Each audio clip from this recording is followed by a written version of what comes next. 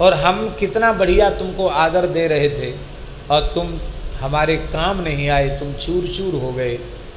तो उस हीरे के चूर से आवाज आई कि अरे मूर्ख, तू बातें बना रहा है।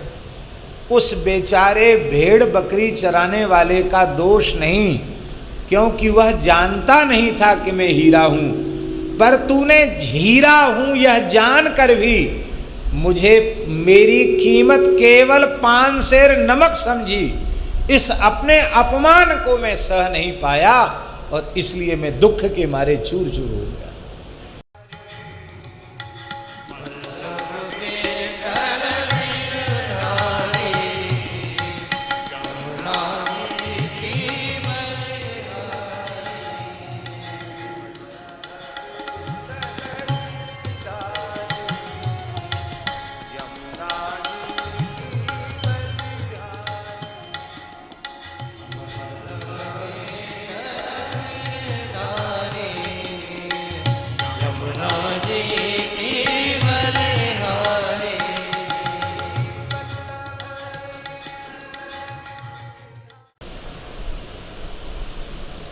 किस प्रसंग में ये बात आई?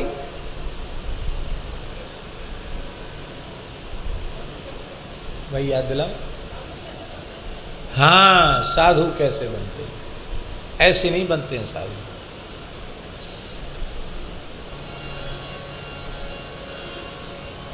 तो अब इस प्रकार का परमात्मा सब जीवों के हृदय में विद्यमान है, फिर भी सब दुखी हैं। सुखी क्यों नहीं हैं? तो हाँ, भय की निवृत्ति के ऊपर ये बात हमने कही थी। महाराज जी ने कहा कि गुरु जी ने कहा था जंगल में हिंसक जीव आक्रमण कर देते हैं रात्रि को, और अग्नि जलती रहेगी तो अग्नि के पास शेर नहीं आता, भालू नहीं आता, चीता नहीं आता, कोई नहीं आते, अग्नि के पास कोई नहीं आते। और भूत प्रेत पिशाच आदि भी अग्नि के पास नहीं आते हैं। तो अग्नि से भय की निवृत्ति, कितनी चीजें हुई? तम की निवृत्ति, शीत की निवृत्ति, क्षुधा की निवृत्ति और भय की निवृत्ति। किस अग्नि से है? निर्गुण अग्नि से है कि सगुण अग्नि से है? बोलो। है? निर्गुण से नहीं है। लकड़ी में आग है लेकिन न तो उजेला होगा, न भूख बुझेगी, न ठंड जाएगी, और ना ही भय की निवृत्ति होगी। तो उस लकड़ी में से अग्नि कैसे प्रकट की जाए? तो गोस्वामी जी कहते हैं ये लकड़ी में से आग पैदा करना, यही है साधन। नाम साधन करके, नाम के अभ्यास से, नाम की रगड़ से सगुण का साक्षात्कार भी कर लेना और निर्गुण का भी, निर्गुण को सगुण नाम के बल से बना देना। नाम निरूपण नाम जतन ते, नाम निरूपण नाम जतन ते, सो प्रगटत जिमि मोल रतन ते, सो प्रगटत जिमि मोल रतन ते, सो प्रगटत जिमि मोल रतन ते। एक भेड़ चराने वाला था। उस भेड़ चराने वाले को सौभाग्य से एक इतना बड़ा हीरा मिल गया।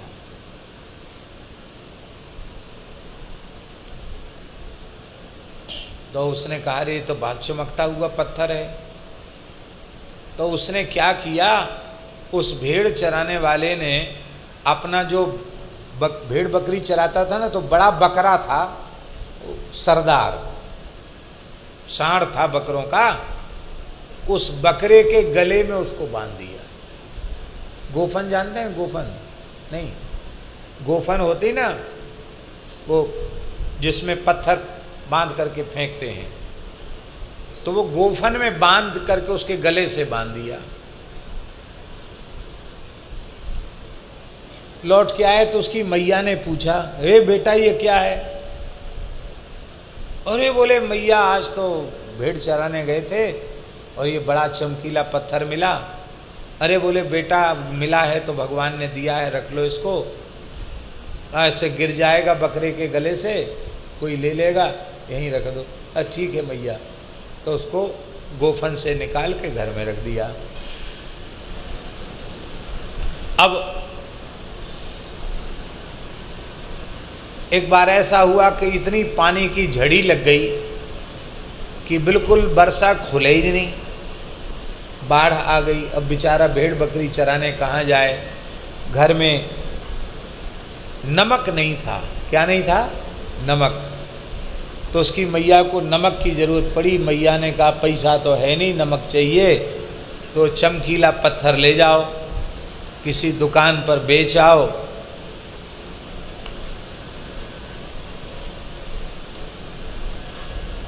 और इसके बदले पाव आध सेर जितना नमक मिल जाए उतना नमक ले आओ। वह अमूल्य हीरा था और वो बेचारा चरवाहा वो हीरा लेकर के गया, पत्थर लेकर के गया। तो पंसारी की दुकान पे गया, क्योंकि उसको तो नमक लेना था ना। वो पंसारी बनिया बड़ा चतुर था, वो समझ गया कि ये तो दुर्लभ हीरा है। बोले कहाँ से मिला तुमको? बोले ऐसे से मिला, मेरी मैया ने भेजा, हमको नमक की ज़रूरत है। तो कितना नमक दें तुमको? पत्थर तो हम ले लेंगे, नमक कितना दें?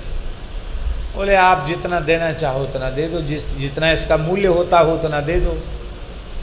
तो उसने कहा कि नाप तौल की ज़रूरत नहीं है, ये 5 सेर नमक रखा, उठा ले जाओ। क्या कहा? 5 सेर नमक रखा है, उठा ले जाओ।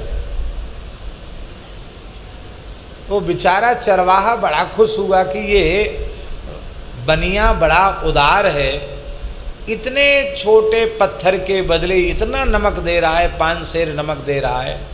तो नमक उसने उठाया और बनिया बड़ा खुश हुआ कि मैंने तो ठग लिया इसको, ये 5 सेर नमक इसकी कीमत थोड़ी है, ये तो एक बड़े से बड़ा राज्य भी बिक जाए तो भी इस हीरे की कीमत लग नहीं सकती। तो हीरे को हथेली पर रख करके वो देखने लग गया, परखने लग गया। तो जैसे ही उसने हीरे को देखा तो भैया जी हीरा चूर चूर हो गया। हीरा तो हीरा होता है, वज्र होता है, घन पड़ने से भी फूटता नहीं है हीरा, ये चूर चूर कैसे हो गया? रोने लग गया वह। तो उस हीरे के चूर से आवाज़ आई। उस बनिया ने कहा कि तुम चूर चूर क्यों हो गए हैं? हम तो तुमको बड़े बड़े राजाओं की मुकुटमणि बनाते, बड़ी बड़ी महारानियों के कंठ का कंठहार बनाते, बड़े बड़े अरबपति खरबपतियों की उंगली की अंगूठी का नग बनाते, जाने तुम कहाँ कहाँ नहीं पहुँचते। हो सकता किसी मंदिर में देवता के मुकुट में भी तुम्हारी शोभा होती। हम कितना उत्तम तुम्हारा उपयोग करने वाले थे और तुम चूर चूर क्यों हो गए? तो उस हीरे से आवाज़ आई। हाँ, उस बनिया ने कहा कि अब देखो हमने कितना अच्छा किया, कहाँ तुम बकरे के गले में थे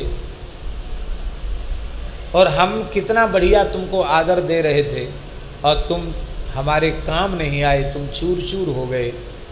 तो उस हीरे के चूर से आवाज़ आई कि अरे मूर्ख, तू बातें बना रहा है। उस बेचारे भेड़ बकरी चराने वाले का दोष नहीं, क्योंकि वह जानता नहीं था कि मैं हीरा हूँ, पर तूने हीरा हूँ यह जानकर भी मुझे मेरी कीमत केवल 5 सेर नमक समझी। इस अपने अपमान को मैं सह नहीं पाया और इसलिए मैं दुख के मारे चूर चूर हो गया। आप कहेंगे कि ये कथा सुनाने का मतलब क्या है? ये कथा सुनाने का मतलब यही है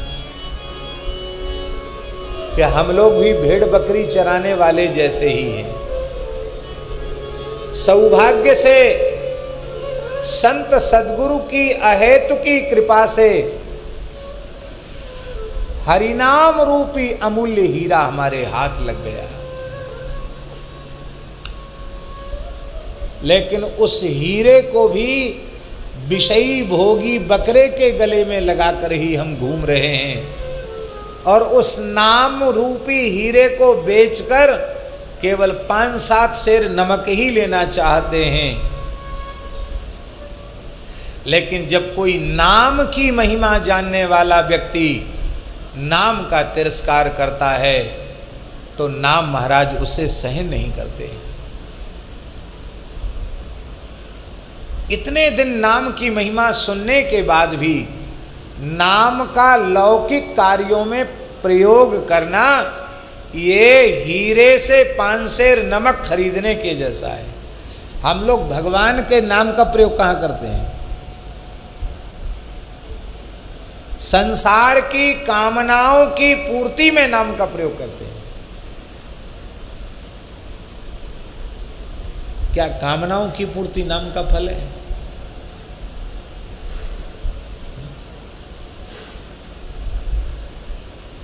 मच्छर, एक मच्छर को मारने के लिए कोई तोप दाग दे तो उसे बुद्धिमान नहीं कहा जाएगा।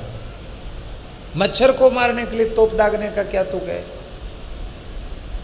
संसार के सारे कार्य जिनको हम बहुत महत्व देते हैं, जिनको असंभव बताते हैं, वे कार्य भी हरिनाम की महिमा के आगे कुछ भी नहीं, नगण्य है, नगण्य है, नगण्य, कुछ नहीं। इसलिए नाम का लौकिक कामनाओं की पूर्ति में प्रयोग नहीं करना। ये हरिनाम रूपी हीरा संत सद्गुरु की कृपा से मिला है, इसको हृदयहार कंठहार बनाकर रखना, इसको सदा सर्वदा युक्ति से रखना, यही बात बताई जा रही है। नाम निरूपण नाम जतन ते सो प्रगटत जिमि मोल रतन ते। जैसे रत्न की पहचान होने पर उसके मूल्य का निर्धारण होता है, ऐसे ही नाम महिमा के श्रवण से नाम का महात्म्य क्या है उसकी पहचान होती है, और पहचान होने के बाद फिर प्रमाद नहीं करना चाहिए। नाम महिमा सुनकर नाम जप में प्रवृत्त न होना ये भी नामापराध है, ये भी नाम के प्रति अपराध है। नाम की महिमा कहकर सुनकर फिर भजन न करना ये भी नामापराध है। इसलिए हम लोग भगवत कृपा से अभ्यास करें, नाम महाराज हम सब पर कृपा करें। प्रातःकाल जगने से लेके सोने तक निरंतर किसी न किसी नाम का अभ्यास, एक किसी नाम का ऐसा अभ्यास हो जाए कि अकस्मात कथनचित हमारे जीवन में मृत्यु का क्षण आ जाए तो दूसरा कोई शब्द ही उच्चरित न हो, हमारी वाणी से केवल और केवल भगवान नाम ही प्रकट हो। ये बात